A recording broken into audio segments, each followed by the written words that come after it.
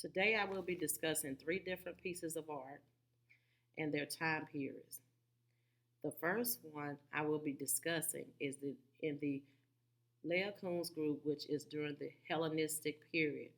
As stated in the textbook, in the Hellenistic period, Greek art became more dynamic and less idealized. Everyday activities, historical subjects, and portraiture became more common subjects for art.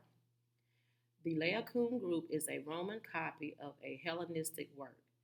This is a marble copy of a bronze sculpture, so the medium is marble. Laocoon was a Trojan priest who sent out a warning to the Greeks about bringing the huge wooden horse into Troy during the Trojan War.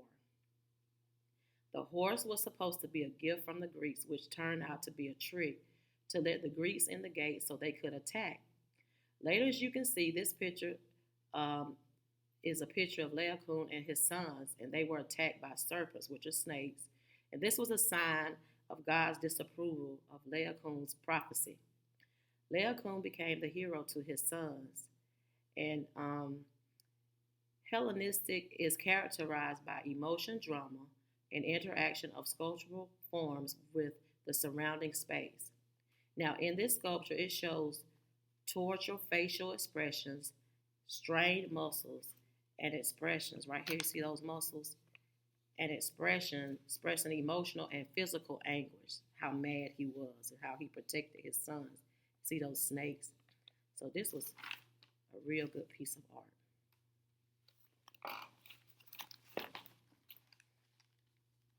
The next piece of art that I'm going to be discussing is in the early Christian art.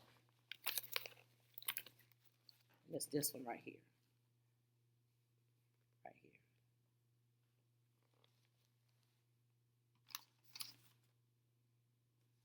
here. It's entitled The Head of Constantine.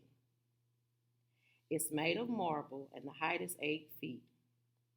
The head is an image of the emperor majesty. The large eyes and stiff features express an inner spiritual life. This is what they told us in the textbook. And the eyes in the picture is the focal point, and the late Roman style of facial expressions and features, especially the eyes, is very different from the naturalism of earlier Roman portraits. Constantine was the great first, they called him Constantine the Great, and he was the first Christian emperor of Rome. And his reign had a profound effect on the development of Rome. Christianity played an important role not only in Constantine's personal life and success, but also in the program of reform and renewal that he planned for the Roman emperor. The long face, see the long face right up in here? The long face. Let me turn it around so you can see the long face.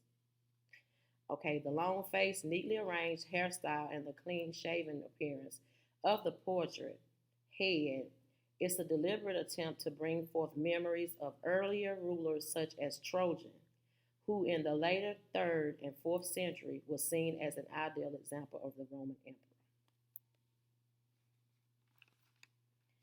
Okay, and then the last one I'm going to talk about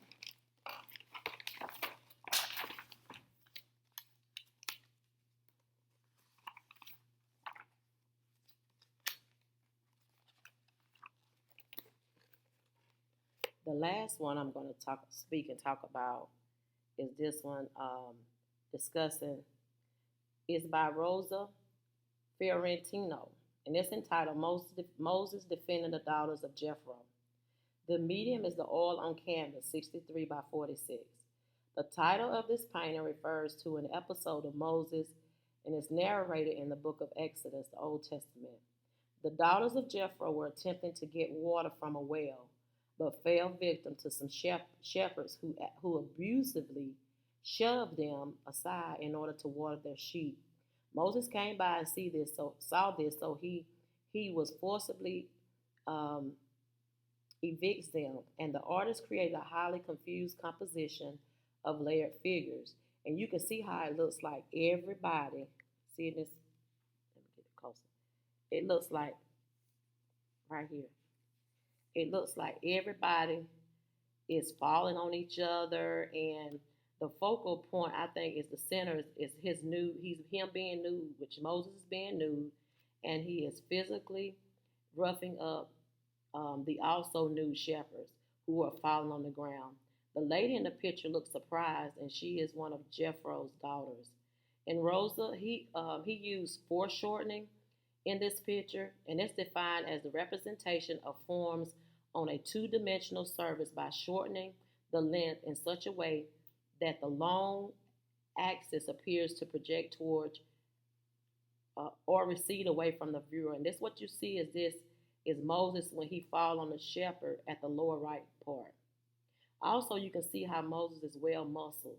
He has see how he is very muscular in this picture. Let's see if I can get it closer to you. Where he looks very muscular in this picture, and this is the drama. The drama in here is to show the intense um, that brings about the Italian mannerism. So um,